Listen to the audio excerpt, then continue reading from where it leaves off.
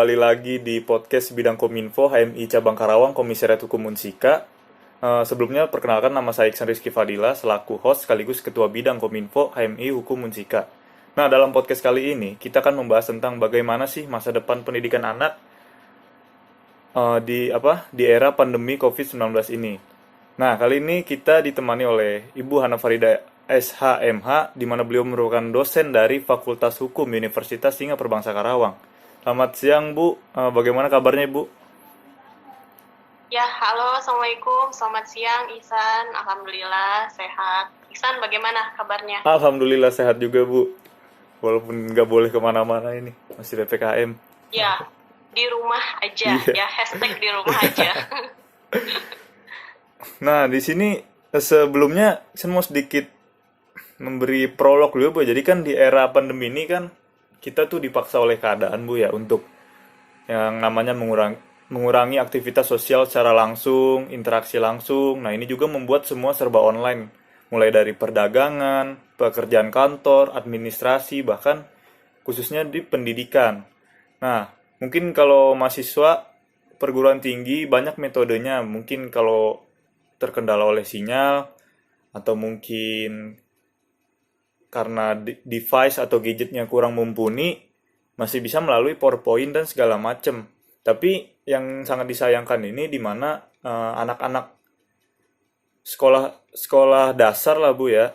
Jadi banyak juga kayak sebelum-sebelumnya itu ada juga kayak di daerah-daerah terpencil mereka tidak mempunyai fasilitas internet atau gadget, bahkan ada yang sampai menumpang ke tetangga karena penyebaran internet dan gadget itu tidak merata gitu. Tidak semua penduduk itu mampu untuk memiliki gadget itu sendiri. Nah, menurut pandangan Ibu nih sebagai akademisi, kira-kira bagaimana sih, Bu, masa depan pendidikan dari anak itu sendiri, Bu, di era pandemi ini? Apakah di era pandemi ini yang dengan sistem sekolah online ini dapat memiliki sisi positif atau juga ada sisi negatifnya, Bu? Ya, baik. Terima kasih, Ihsan. Sudah ini ya, kita akan lakukan sharing ya, tentunya di mana posisi kita sampai saat ini ya, baik dari pendidikan usia dini hingga pendidikan perkuliahan tinggi ya, dilakukan secara daring ya, atau dengan basis media di sini blended learning diterapkan, kemudian sebagai pengajar ya, baik guru kemudian dari dosen ya, di sini melakukan peraturan yang sudah ditetapkan tentunya ya. Sebelumnya Ibu izin untuk memberikan ya pedoman yang dimana sesuai dengan kondisi saat ini, yaitu ada keputusan dari Menteri Pendidikan dan Kebudayaan Republik Indonesia nomor 719/P/2020 ya, yang dimana di sini tentang pedoman pelaksanaan kurikulum pada suatu pendidikan ya, satuan pendidikan dalam kondisi yang khusus. Nah, di sini Bapak Menteri telah menetapkan, memberikan suatu aturan acuan yang dimana mengenai pendidikan anak, tentunya dalam hal ini dititik beratkan ya pada anak usia dini dan lingkungan yang pastinya tadi telah disampaikan oleh Ihsan. Jika keadaan lingkungan yang jauh dari perkotaan kemudian menuntutkan untuk kita bisa menggunakan gadget, kemudian sinyalnya juga harus bagus. Nah, apakah di wilayah desa yang terpelosok, yang sulit sinyal, nah ini bagaimanakah pendidikannya gitu ya. Sedangkan di Indonesia ini harus ya, seorang anak harus belajar dari usia dini. Nah, menurut Ibu sebagai seorang pengajar, pandangan seperti ini ya sangat memprihatinkan, yang dimana suatu keadaan ya yang menuntut harus peran dari seorang wali ya, orang tua ya, baik bapak atau ibu, mendidik anaknya ya untuk bisa mengikuti tetap belajar, karena anak-anak bangsa Indonesia ini yang akan meneruskan ya bangsa Indonesia ini semakin maju dengan prestasi pendidikannya. Nah, dari pandangan saya pribadi dengan melihat keadaan ini, orang tua mampu untuk memberikan edukasi terhadap anak didiknya atau anaknya ya untuk bisa belajar. Nah, dalam hal ini anak yang masih anak-anak ya yang biasanya bermain, belajar sambil bermain, kemudian belajar sambil berkomunikasi oleh teman-temannya, oleh lingkungan sekitarnya. Nah, di sini sosiologisnya yang perlu diarahkan ya, yang perlu ditonjolkan, karena di situ anak mempunyai karakter dan perkembangan dari anak tersendiri ini mulai untuk dilatih dari anak usia dini seperti itu. Nah, peran orang tua, peran dari keluarga di sini ikut untuk membantu perkembangan si anak seperti itu. Kemudian pemerintah juga memperhatikan daerah ya, karena di sini dengan menggunakan teknologi, kemudian kuota dan sinyal, di sini pemerintah, baik pemerintah pusat atau daerah, sangat memprihatinkan melihat keadaan di daerah setempat ya, bagaimanakah keadaannya, lalu dengan cara apa, dengan cara sosialisasi seperti apa untuk memberikan si anak ini tetap mendapatkan pendidikan ya. Di sini poin pentingnya adalah anak-anak yang hebat itu mampu melewati dalam keadaan yang kritis seperti ini ya. Jadinya peran guru digantikan oleh peran orang tua. Di sini orang tua yang bisa lebih menilai bagaimanakah perkembangan anak setiap harinya, bagaimanakah pergaulan anak seharinya, dan bagaimanakah si anak ini bisa dan mampu beradaptasi nanti ketika sudah selesai daring, kembali lagi bertatap maya ya, bertatap muka ya. Nah, ini bisa menjadi keadaan yang normal kembali. Jadi si anak ini bisa tumbuh ya seperti layaknya sebelum masa pandemi seperti itu, dengan dididik oleh orang tua dan keluarganya. Berarti pada kesimpulannya peran dari orang tua itu sangat penting Bu ya, untuk istilahnya kan kalau taruhlah kalau misalnya saat di rumah aja tuh ya kan nggak boleh keluar atau main ya Bu ya, nggak boleh bebas. Betul. Itu cuman ya bergantung pada yang namanya gadget, HP. Itu kan malah membuat ya dibilang positif, ya positif karena secara nggak langsung dia menghindari yang namanya interaksi langsung. Tapi itu ada sisi negatifnya nggak sih Bu? Misalnya di rumah tuh si anak tuh cuman kayak dia cuman bisa menghabiskan waktunya untuk bermain gadget gitu.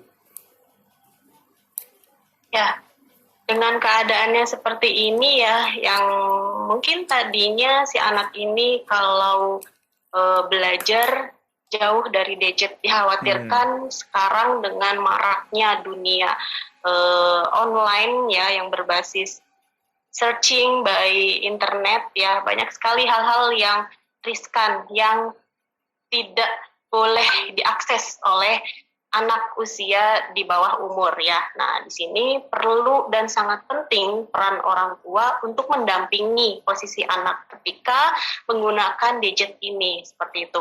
Makanya dengan dunia pendidikan yang berbasis blended learning ini, orang tua harus mengawasi anak. Memang ada sisi negatif. Negatifnya adalah pastinya bagaimana cara orang tua ini bisa memanage waktunya. Karena orang tua sendiri juga mempunyai pekerjaan yang khusus ya, yang sangat penting dilakukan, dan bagaimanakah peran orang tua ini bisa membagi waktunya yang tadinya dititipkan di sekolah, yang diajarkan oleh guru. Nah, sekarang peran orang tua ini double, jadi bisa mengurus rumah, kemudian bisa membagi waktu untuk anaknya, dan juga untuk pekerjaan lainnya. Nah, di sisi negatifnya seperti itu, dan anak harus tetap dipantau ya, karena dengan gadget semua bisa diakses Nah, ini yang sangat perlu pengawasan orang tua ya. Mungkin ketika si anak ini memegang gadget, nah orang tua harus tetap memantau, jangan sampai si anak ini mengakses hal yang tidak seharusnya diakses seperti itu. Dan mungkin dari sisi negatifnya adalah lingkungan. Lingkungan yang tadinya si anak ini bisa bercengkraman dengan temannya, tapi sekarang mungkin di rumah sendiri hanya orang tua dan bisa berkomunikasi dengan temannya dengan melalui video ya, bertatap maya seperti itu. Kemudian dan juga ada sisi negatifnya ketika si anak biasanya sekolah ini suka bermain ya. Nah, dengan cara bermain jarak jauh ini tidak mengasihkan seperti bermain langsung ya dengan teman-temannya. Nah, ini mungkin si anak juga mengalami kondisi yang sedih juga, kemudian tidak bisa berkembang bebas lepas ya, tertawa lepas, bercanda, bermain dengan temannya seperti itu. Berarti banyak banyak hal negatifnya, Bu. Jadi selain pendidikan itu, Bu, selain apa dampak dari tadi pendidikan yang istilahnya kurang maksimal jadinya, Bu ya. Karena memang tidak semaksimal saat guru yang mengajarkan. Karena kan takutnya Ya, tidak semua orang tua tuh mohon maaf sebelumnya, Bu, pandai gitu ya, Bu ya. ya, Mungkin ada yang orang ya, tuanya dari pendidikan rendah seperti misalnya kayak ya, petani lulusan SD gitu. Cuman tetap ya, aja mungkin pemerintah sudah mengeluarkan regulasi-regulasi terbaik mungkin, Bu ya, untuk mencegah terjadinya hal-hal seperti itu. ya, betul. Berarti kalau ini sangat berdampak kepada sosial si anak, Bu ya, mulai dari Ya, bercengkeramanya kurang asik segala macem. Ini kira-kira menurut Ibu dapat berpengaruh ke psikis anak nggak, Ibu, dengan keadaan seperti ini? ya. Dengan keadaan yang seperti itu, yang dimana pastinya si anak ini kalau dia mengalami pertumbuhan, masa pertumbuhan ya dengan usianya yang usia dini, biasanya anak ini suka bermain, belajar sambil bermain. Nah, tapi dengan adanya penyekatan, di sini ada batasan bagi si anak ya, tidak bisa bertumbuh, berkembang, bermain bersama karena kita bertemu dengan orang juga dengan adanya jarak ya. Nah, dalam hal ini biasanya peran dari keluarga ya itu berperan penting, yang dimana keluarga ini mempunyai struktur ya, garis keturunan baik ke atas atau ke bawah. Nah, si anak ini bisa beradaptasi dengan keluarga inti seperti itu, bisa bermain dengan orang tuanya, bisa bermain dengan adiknya, atau bisa bermain dengan kakaknya. Kemudian untuk berinteraksi bisa mengirim surat untuk kakek neneknya, kemudian untuk teman-temannya gitu. Jadi sekarang untuk bermain itu dengan dialihkan dengan cara yang berbeda, akan tetapi bisa berkomunikasi seperti itu. Oke. Berarti memang sebenarnya mah banyak, Bu ya, apa istilahnya metode-metode yang bisa dilakukan dalam Ya, menyikapi semua yang serba daring ini.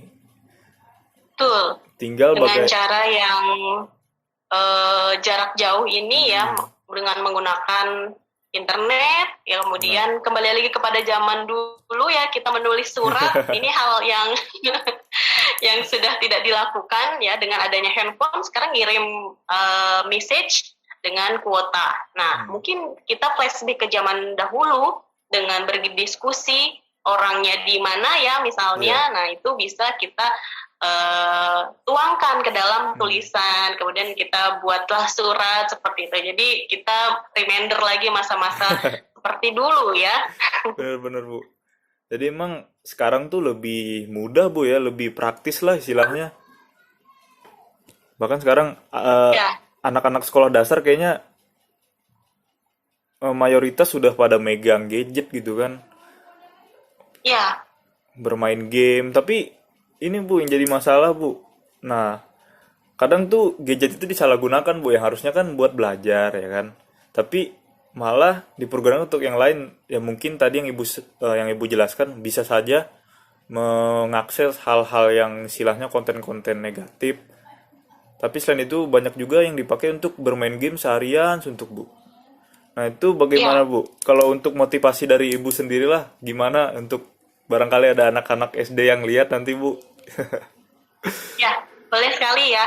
Jadi cara bermain anak sekarang dengan cara itu handphone ya, apalagi sekarang ada aplikasi game yang sangat mengasyikkan sehingga membuat si anak ini kecanduan ya, tidak melihat waktu, kemudian tidak melihat dia ada pekerjaan yang harus dikerjakan ya.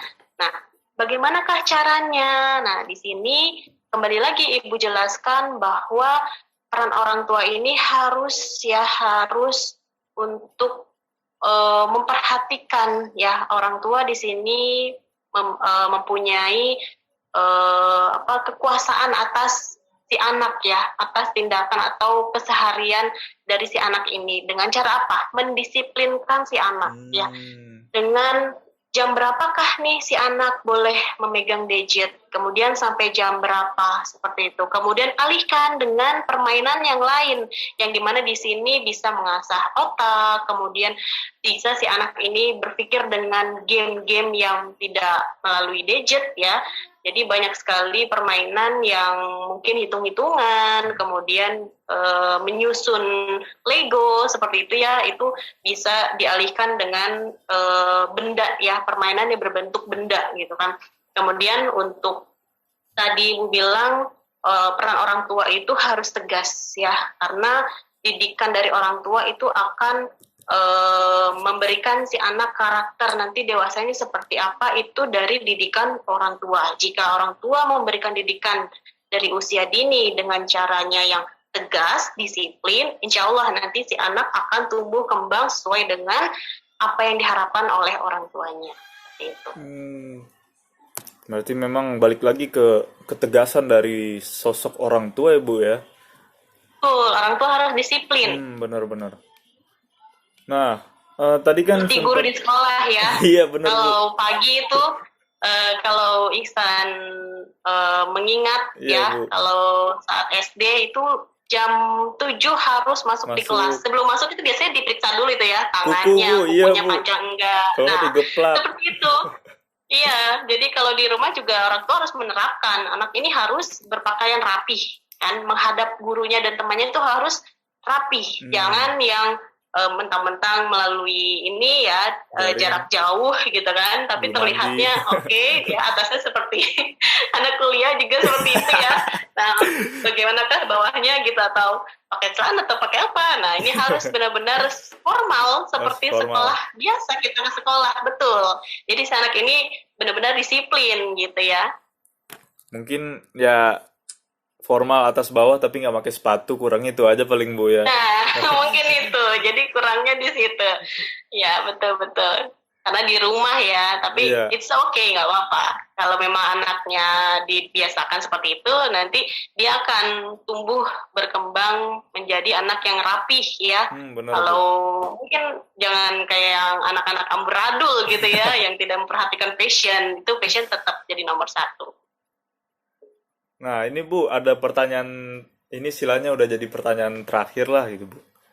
Ya, Nah, tadi kan sempat disinggung juga kayak tadi misalnya dari si anak tuh orang tuanya ternyata tidak mumpuni untuk mengajari anaknya gitu. Kekurangan misalnya kurang pendidikan segala macem. Mohon maaf sebelumnya, Bu ya.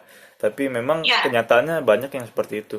Nah, menurut Ibu sendiri sebagai akademisi, jika memang ada anak yang seperti itu, bagaimana metode yang akan Ibu berikan untuk mengajarnya, Bu? Ya, jadi di sini adanya keterbatasan dari bidang keilmuan peran orang tua ya, yang dimana mungkin pendidikan zaman dahulu berbeda dengan sekarang. Sekarang pemerintah sudah memberikan pendidikan wajib dasar yang harus dilalui bagi anak ya, harus. Kemudian kita lihat zaman dulu ya, untuk peran orang tua kita bersekolah itu sangat minim ya. Ada sebagian orang tua yang hanya lulus dari SMA atau SMK, Nah, ini bagaimana jika peran orang tua ini mengaplikasikan ilmunya kepada si anak yang mungkin saat ini kurikulumnya jauh berbeda ya dengan kurikulum orang tua terdahulu seperti itu. Nah, kalau ibu pribadi, bagaimanakah menerapkan ya agar si anak ini mendapatkan hak ya, haknya adalah sama menyamaratakan kurikulum yang ada pada era saat ini seperti itu. Sekarang dengan adanya gadget, dengan adanya sosial media, edukasi, aplikasi belajar ya, kemudian di situ bisa menjadi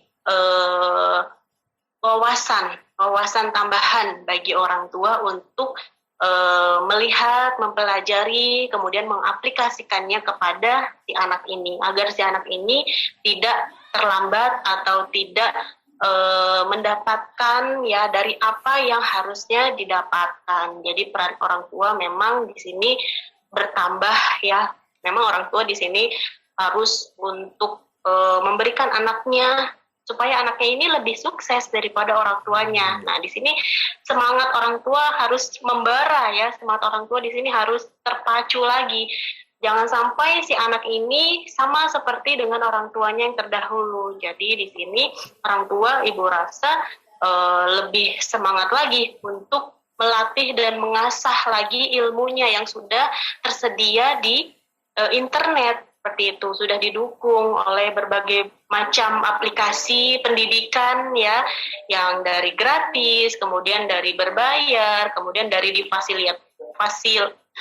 fasilitas dari sekolahnya ya. Nah, ini bisa dipelajari dan diajarkan kepada anaknya seperti itu. Ada itu aplikasi Ruang Guru ya contohnya. Di situ banyak edukasi, banyak pelatihan cara bagaimana hitung-hitungan, karena memang matematika ini sangat sulit mungkin ya. Benar, fisika, kimia. Nah, ini si anak perlu praktek ya, apalagi sains. Nah, di sains ini banyak sekali pembelajaran yang harus menerapkan prakteknya dibanding teorinya seperti itu.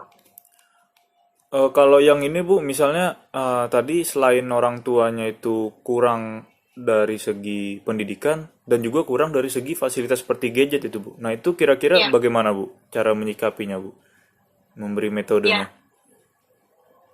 Kalau berarti di sini ada keterbatasan dari wilayah yang tidak mencapai ya, yang tidak benar, dan sulit untuk mendapatkan sinyal ya biasanya, dan juga gadget ya bagi orang yang mungkin serba minim ya. Nah, ini bagaimana cara menyikapinya? Biasanya dari pemerintah ya, kemudian dari sekolahnya di situ memberikan fasilitas ya bagi mungkin mayoritas ya atau minoritas, dilihat lagi sekolahnya di mana, kemudian bagaimanakah kesehariannya, apakah memerlukan bantuan dari pemerintah, karena pemerintah juga melihat ya secara tidak langsung melihat keadaan mana nih yang harus dibantu seperti itu, dengan adanya berbagai mungkin bantuan ya, baik dari segi yang sudah ditetapkan oleh pemerintah ya, pastinya pemerintah melihat hal itu dan perlu untuk dibantu ya, karena lagi-lagi harus mendapatkan pendidikan si anak ini, jangan sampai tertinggal seperti itu. Baik Bu, berarti memang istilahnya pemerintah ini sudah berusaha mengeluarkan regulasi terbaik lah itu Bu ya, untuk membantu. Dan mungkin jika memang ada misalnya kita menemukan daerah seperti itu, mungkin itu juga peran dari pemerintah daerah juga bisa kan ya Bu ya, untuk membantu gitu, nggak harus ke pusat, karena kan memang itu masih daerah, istilahnya otonominya di daerah itu sendiri. Betul ya, jadi peran pemerintah daerah lebih memahami betul wilayah mana yang memerlukan bantuan untuk tetap berjalannya pendidikan ya, itu sangat penting sekali. Berarti kesimpulannya dari bincang-bincang kita pada sore ini, udah sore Bu ya, nggak kerasa. Sore ya. Memang di era online ini jadi lebih ke peran orang tua itu lebih sangat lebih besar ya Bu. Yang awalnya Ya, peran betul guru sekali. itu diharapkan sebagai peran yang dapat mendidik anak sekaligus selain memberi dari segi keilmuannya juga dari segi moralnya. Sekarang Mhm. Ya, orang tua juga harus ikut membantu untuk apa istilahnya langsungkan mensukseskan ya proses pembelajaran ya pembelajaran si harus anak. tersampaikan betul Hmm, kepada si anak ini. berarti memang banyak diuji juga lah di era pandemi ini, Ya, selain ini betul. juga orang tua Pengajar juga. juga betul. Pengajar juga berharap dengan lekas ya, semoga wabah ya coronavirus ini eh, berkurang. Kemudian kita berdoa juga bisa ya untuk menghilang ya. Tapi Amin. setidaknya berkurang terlebih dahulu karena banyak sekali dampak yang terjadi akibat wabah virus ini ya, tidak hanya dari segi pendidikan, pastinya dari ekonomi juga ya. Pasti orang tua akan memikirkan hal ini demi keberlangsungan si anak ya. Hmm. Soalnya kangen juga Bu kuliah offline tuh. Kuliah offline, iya betul. Tatap muka itu Hmm, lebih mempunyai apa ya ketertarikan hmm, tersendiri. Kita bisa memahami bahwa si anak ini telah menguasai atau tidak. Berbeda dengan sistem online. dunia maya ya. Kita tidak tahu si anak ini bisa memahami atau Banyak tidak yang off gitu. cam ya Bu ya. Betul, banyak yang Parah off banget. cam, ya entahlah, tidak tahu itu ya. Tapi nanti pasti rugi Nah, ya, rugi sudah banget Bu. keadaan yang tidak langsung kuliahnya, Malah tapi off cam. mungkin ilmunya dapat, tapi ya tidak tahu bagaimana cara mereka belajar ya, harusnya sangat di ini sekali ya. Merugilah Nah, Bu ya, pokoknya kayak gitu Bu ya. ya, betul. Jangan sampai sudah bayar tapi tidak mendapatkan Ilmunya ilmunya gitu ya. benar-benar Bu. Baik Bu, Sayang nanti. nggak kerasa udah 30 menit Bu bincang-bincang kita Bu. Ah, sudah 30 menit ya. Terima kasih banyak Bu ya. Padahal masih banyak yang mau Ibu Wah, sampaikan. boleh tuh Bu. Masih bisa melar Bu kalau memang ada yang Mungkin mau kita sampaikan. next Oke, next boleh. time ya kita Boleh, boleh. lanjutkan seperti itu. Baik Bu, terima kasih banyak sebelumnya Bu ya sudah mau hadir Oke, menjadi tamu di podcast HMI Hukum Unsika ini, podcast dari bidang ya, Kominfonya. Terima kasih atas ilmu ya yang terima sudah kasih juga dibagikan. Iksan. Ya, Semoga ilmu yang sudah Ibu sharing ini, pengetahuan yang sudah Ibu sharing kepada kita semua ini bisa bermanfaat dan bisa diaplikasikan tentunya oleh orang-orang tua di luar sana Bu ya. ya semoga bermanfaat, semoga bisa Amin. untuk inspirasi ya bagi orang tua supaya si anak ini tetap mendapatkan haknya, yaitu hak untuk memperoleh pendidikan ya, apalagi usia dini seperti itu. Baik Bu, saya akhiri Bu. Kurang lebihnya mohon dimaafkan Bu, ya, Baik, takutnya ada kata-kata yang keselipet ya gitu. mohon maaf lahir batin juga. Terima kasih Iksan, sukses selalu ya. Baik Bu, jaga kesehatan terus Bu ya. Lancar terus Oke, Bu. stay safe for you.